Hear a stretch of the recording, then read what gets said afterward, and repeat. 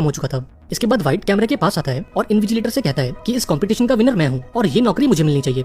तभी guard white के पास आता है और उससे अपनी वॉच में टाइम दिखाता है। अब ये देखकर व्हाइट शॉक हो गया क्योंकि एग्जाम के खत्म होने में अब भी पूरे 20 सेकंड्स बाकी थे। अब चूंकि उसने समय रहते इन्विजिलेटर से बात कर ली थी, इसलिए रूल्स के मुताबिक वो इस एग्जाम से डिस्क्वालीफाई हो गया। अब यहाँ ये खुलासा होता है कि जब ये लोग आपस में लड़ रहे थे तब डेफ ने चुपके से घड़ी के टाइमर को कम कर दिया था।